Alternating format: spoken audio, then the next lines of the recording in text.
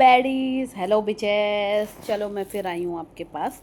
और मेरा बोलना ये है, ट्विसा शर्मा का जो अभी केस चल रहा है, ठीक है, जिसमें उसने आत्महत्या कर ली बोला जा रहा है, लेकिन मुझे तो ऐसा कुछ भी नहीं लग रहा है यार। मुझे तो लग रहा है ये विच हंटिंग हुई है। विच हंटिंग जानते हो? पुराने ज़माने में जो औरतें रहती थी, जो बातें नहीं मानती थी, उसे पकड़ कर जला दिया जाता था और बाद में बोला जाता था कि अरे ये तो चुड़ैल है, ये चुड़ैल है। पहले तो उस पर इल्ज़ाम आरोप सब लगाए जाते थे, फिर उसके बाद उसे जलाया जाता था, ठीक है, ये चुड़ैल है, ये है, वो है। जब वो किसी के पैरों पे नहीं गिरती थी, तब उसके साथ ये किया जाता था, ठीक है। इसके लिए बहुत प्रतिष्ठित लोग होते थे, बहुत प्रतिष्ठित लोग होते थे जो उसको जलाने का काम करते थे। प्रतिष्ठित समझ लो, मतलब बड़े बड़े ओहदे वाले, वो उसके ऊपर इल्ज़ाम लगाते थे कि ये विच है, ये चुड़ैल है, तब जाके उसे जलाया जाता था। यहाँ पे इसने आत्महत्या कर लिया है, ये बोला जा रहा है, मुझे नहीं लगता, ठीक है। जो इनकी मदर इन लॉ है वो तो खुद ही जज रह चुकी है, ठीक है।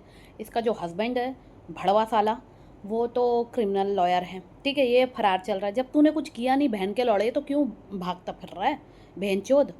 और इसकी सास ने तो ले लिया अपना इंटरसिपेटरी बिल, ठीक है, ताकि ये मतलब आराम से मीडिया को बता सके, भौंक सके कि भाई मैंने कुछ नहीं किया, मेरे लड़के ने कुछ नहीं किया, इसने ये ड्रग्स लेती थी, ये ऐसी थी, ये पागल थी, ये मेंटल थी, ये ऐसा करती थी, वैसा करती। अरे बहन के लड़ो, बहन चोदो।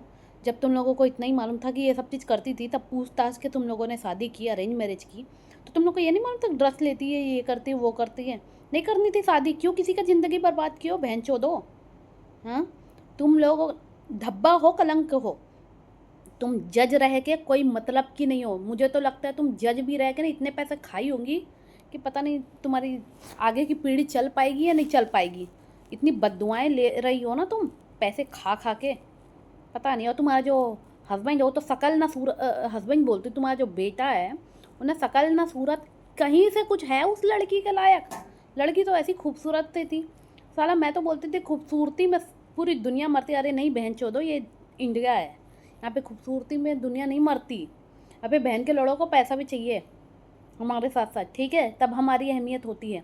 और हमारी अहमियत तभी तक है जब तक उनके पास पैसा बचा हुआ है। जिस दिन पैसा ख़त्म, हमारा अहमियत ख़त्म। समझ में आया? दहेज इतना चलता है धड़ल्ले से, और ये बहन के लौड़े तो दहेज के लिए ही होंगे। इनको लगी रहे, थोपड़े से दिख रहे दोनों माँ बेटे, क्रिमिनल तो थोपड़े से दिख रहे दोनों माँ बेटे। क्या बोलोगे? ऐसी केसेस चल रहे। एक दिल्ली का केस आ गया अभी सामने, उसमें भी दहेज के लिए लड़की को मार डाला गया। क्या चल रहा है यार इंडिया में? तुम लोगों ने लड़कियों को समझ क्या रखा है? और ये माँ बाप तो साले, मैं क्या बोलूँ, इनको तो और चार गाली बक दूँ ऐसा लगता है। तुम जब देख रहे हो माहौल ऐसा है, तुमको क्या ज़रूरत है अपनी बेटियों की शादी करवाने की? और जब मालूम है कि दहेज के लिए ही सब चीज़ हो रही है, लड़की को घर ले आओ ना, घर ले आओ, या उसको बोल दो कि देखो बेटा, हम तुमको नहीं पाल सकते हैं, तुम अपना देख लो, तुम इतना तो कमाती हो कि कहीं पे छोटा मोटा घर देख के रह लो, हम तुम्हें नहीं पाल सकते। हमारा काम था तुम्हारी शादी करवाना, अब तुम्हारी शादी सही नहीं चल रही है, तुम कहीं और घर ले लो, छोटा मोटा कोई नौकरी कर लो, अगर तुम पढ़ी लिखी नहीं हो तो छोटा मोटा कोई भी काम धंधा कर लो, ठेला ही लगा लो भाई, रेडी पे ठेला लगा लो, लेकिन हमारे घर मत आओ। कम से कम उसकी ज़िंदगी बच जाएगी। लेकिन जो ये आप लोग बोलते हो ना, निभा लो, बर्दाश्त करके रहना पड़ता है लड़कियों को, आप लोगों के कारण ही लड़कियां मरती है। समझ में आया? माँ बाप हो के आप किसी काम के नहीं हो। आप दो आंसू बाद में रोते हो जब वो मर जाती है, उससे पहले कोई एक्शन नहीं लिया जाता, ठीक है। उससे पहले हमें निभाने बोला जाता है, हमें बर्दाश्त करने, हमें सहने बोला जाता है, ठीक है।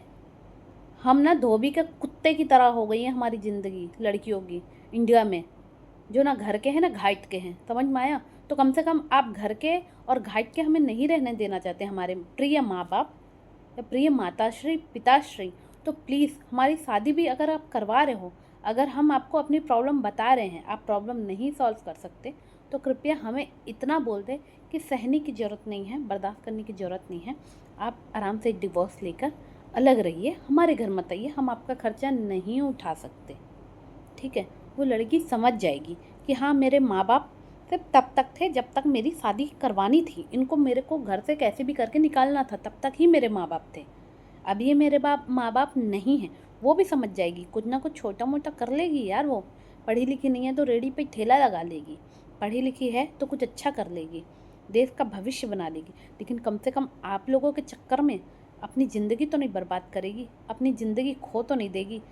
माँ बाप, सास ससुर, हस्बैंड सब इसमें जिम्मेदार होते हैं, लेकिन सिर्फ पुलिस प्रशासन सिर्फ हस्बैंड, सास ससुर को ही देखती, माँ बाप को भी देखना चाहिए जिन्होंने ज़बरदस्ती अरेंज मैरिज करवाई रहती। अच्छा है, ऐसा है, वैसा है करके। मुझे आज लग रहा है कि मैंने बस यार, बहुत बुरा लग रहा है दोनों लड़कियों के लिए। मैं क्या बोलूँ, बहुत ज़्यादा। मैं तो दोस्त भाई दोनों तरफ को दूंगी, माँ बाप को भी दूंगी और सास ससुर और ये हस्बैंड को भी दूंगी। इस माँ बाप को इसलिए दूंगी कि सब पता नहीं क्या ये लोग देखते परखते हैं, और क्या इनको चुल मची रहती है कि लड़की की शादी करवानी है, चाहे कुछ भी हो जाए, चाहे वो ना बोले चाहे हाँ बोले, हमको कैसे भी करके इसको धक्के मार के भगाना है। ठीक है, तो इन पे भी कुछ ना कुछ कार्रवाई होनी चाहिए, माँ बाप पे भी, मुझे लगता है। ठीक है गाइस, तो बाय, और मैं चलती हूँ। बाय बाय, और स्टे सेफ। और जिन लड़कियों को शादी नहीं करनी है ना, प्लीज़ मत करिए, प्लीज़ अपने आप को बचा लीजिए ज़्यादा अच्छा होगा। आप खुद को बचाइए, ज़्यादा बेटर होगा। बाय।